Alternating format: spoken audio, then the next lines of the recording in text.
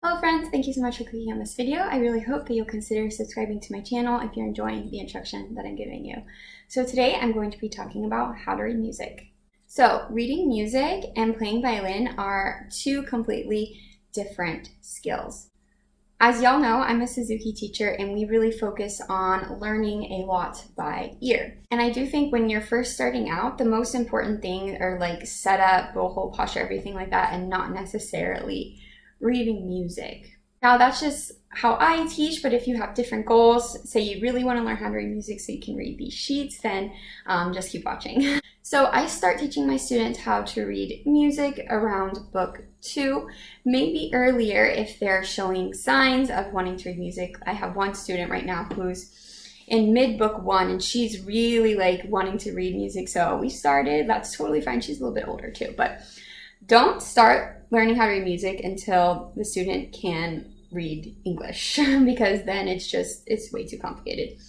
So there are two different aspects of reading music. We have the pitch, which is the actual notes, and then we have the rhythm, which is how the notes are arranged.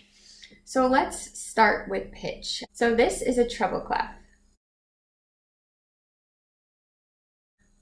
All violinists read in treble clef. This is called a staff. It is made up of lines and spaces.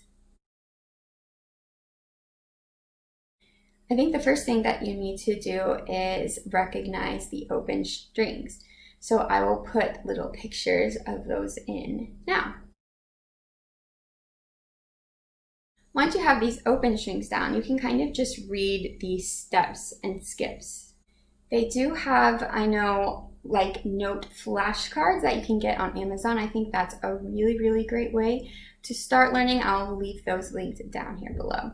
But like I said, recognizing the open strings are most important, and then you can read the contour of the line. If it's just one away, then you know it's just the next finger. If it's two away, you know it's like you skip a finger, things like that. This is a sharp. It means to raise the note by 1/2 step. This is a flat. It means to lower the note by 1/2 step. So I do think pitch is a lot easier than rhythm. I recommend the book I Can Read Music by Joanne Martin. That's what I use with my students. She has 2 volumes, and I think it covers both pitch and rhythm, and I think it's really great for beginning learning how to read music. So let's talk a little bit about rhythm. So first, let's talk about time signatures. At the beginning of all pieces, you're going to see 2 numbers that are right on top of each other. This is called a time signature. The bottom number tells you what note gets the beat.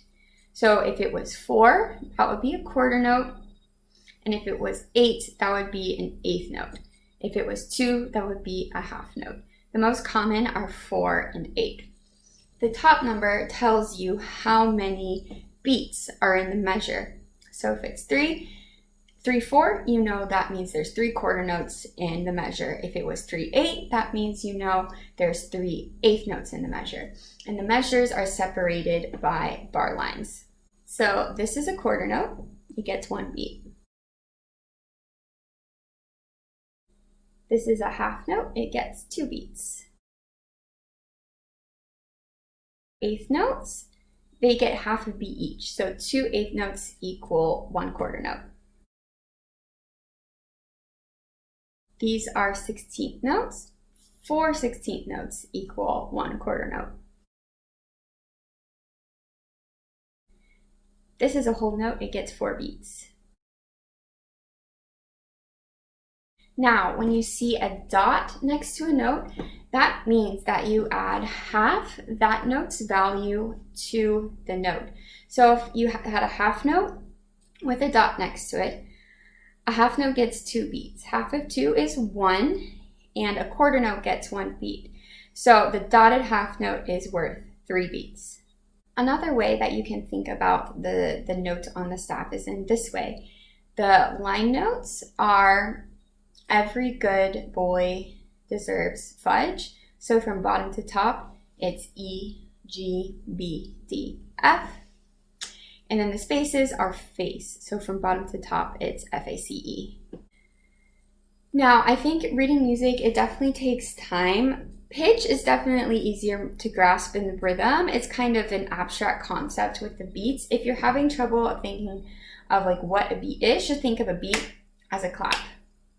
When my students are doing the I Can Read Music book, I have them clap the beat and then like sing the rhythm. So la, la, la.